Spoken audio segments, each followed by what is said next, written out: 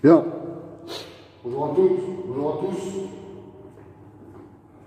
Comme vous le savez, de nos jours, les musulmans sont beaucoup pris à part, souvent à tort, illégalement, sans que ces actes soient poursuivis, aussi bien physiques que paroles, aussi bien dans notre pays qu'à l'international. Alors j'aurais d'abord pour ouvrir cette vidéo une petite pensée pour les Ouïghours en Chine. J'aurais une petite pensée aux musulmans de Birmanie qui, eux, bien que ce pays soit plus ou moins dirigé par une personne ayant obtenu le prix Nobel de la paix, se voient torturés jour après jour. Je veux être clair. Aucun être humain ne mérite de subir quelconque torture que ce soit pour quelconque cause que ce soit. Aussi, et assistant à tous ces méfaits, y compris en France, et sachant ce que j'ai vécu et ce que je sais, je trouverais lâche et criminel de me taire face à tout ce que j'observe dans ce monde. Alors, je suis prêt même à remettre ma liberté en jeu entre leurs mains, c'est-à-dire entre les mains de la justice, pour pouvoir, peut-être pas faire avancer les choses, mais au moins vous faire savoir que certaines choses se passent différemment de ce que vous pensez. Donc on va y aller. Cette série de vidéos va se décliner en 4 à 5 vidéos. Ce que nous allons dire de celle-ci, pour commencer, c'est que c'est la présentation de l'affaire dans laquelle je vais vous plonger, ainsi que les artistes, les acteurs qui y seront mêlés. C'est-à-dire qu'on a la présentation de l'affaire et en gros le casting. On y va. Avant tout, le code pénal, La fin des Intouchables, Franck Boaziz, aux éditions de Noël. Très bon livre, dans lequel on comprend pourquoi Madame Joly est tant décriée, la pauvre. Le livre de Monsieur Bernard Petit, Secret de flic. Un flic, quoi, c'est un flic qui a écrit un livre, très intéressant à lire, surtout pour la vidéo que je m'apprête à faire.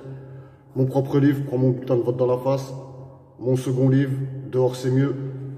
Ainsi que mon invention pour tous ceux qui ne me connaissent pas et qui rejoignent l'affaire, qui sachent que je ne suis pas un corbeau ou anonyme, comme ceux à qui on a souhaité me faire face.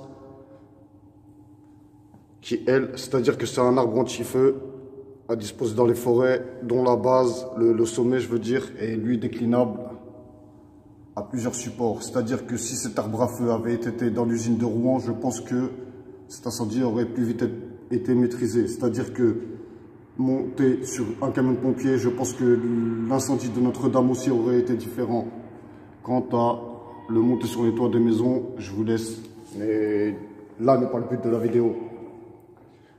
Ce livre, vous le trouverez sur Amazon et relate l'avant de l'affaire dans laquelle on va se plonger, tout comme l'après. On y va. Ceci est une affaire de stupéfiants, dans laquelle 26 accusés ont été traînés en justice et donc assistés de 24 avocats, vu que un ou deux avocats s'occupaient de la défense de 2 accusés. En gros, c'est une affaire de 2004, dont le jugement a été jugé en 2005, et donc les articles remontent à 2005. Nous verrons dedans des histoires de témoignages anonymes. Nous verrons qui est ce Fabien Ganivet.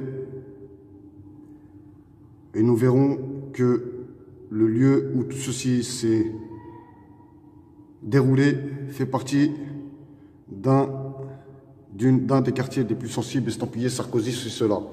Comme je vous le disais, 26 prévenus. D'accord? L'agression d'un gardien en 2004 d'un immeuble au fusil, à retenir. Paraît-il que ce Karim est le chef du réseau. D'accord? Paraît-il qu'à sa tête, il a un deuxième réseau. On est d'accord? Jusqu'à là, vous me suivez? On continue sur le deuxième article, c'est-à-dire celui du lendemain. Le procureur Fabien Ganivet a requis 12 ans de prison. On est d'accord? Ce procureur-là, ce jour-là, avait parlé 6 heures. Alors, je vais commencer à citer quelques avocats. Jean-Yves Liénard, Joseph Cohen-Saban, Mourad Falek, Gérard Tcholakian, David Kamensky, qui lui s'occupe de Bouba et Karis actuellement, mais bon, qui s'est fait rouler dessus en 2004. Bref, eux, ils ont commencé à parler, tac, tac, tac, les oreilles des enquêteurs ont dû siffler, ceci, cela. Bref, on va voir, la France peut photographier Titan, c'est-à-dire dans l'espace, un satellite, mais on ne serait incapable de prendre des photos au carré Horace Vernet. D'accord? Mais quand les policiers voient mon client descendre d'un scooter avec un sac, comment affirmer que le sac contient du cannabis? Bref, c'est appelé D. Gérard Cholakian.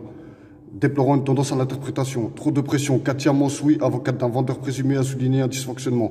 Des policiers du commissariat de Nanterre ont affirmé avoir contrôlé l'identité de son client alors que celui-ci était en prison. Les avocats ont pointé un procès sous pression politique, judiciaire et policière. Je vous la refais. Les avocats ont pointé un procès sous pression politique, judiciaire, policière. D'accord? Bref, tac, tac, tac, tac, tac, tac. Et le monsieur, à la fin, il dit ouais, le code pénal, c'est difficile de l'avoir en poche quand on a grandi au Pablo, mais bon, le code pénal est là et les Pablos sont en haut. Bref, continuons. Le premier mise en cause que je mets en cause, c'est toi, Nicolas Sarkozy. Bref, je vais t'expliquer 2-3 bricoles. Cette juge, Madame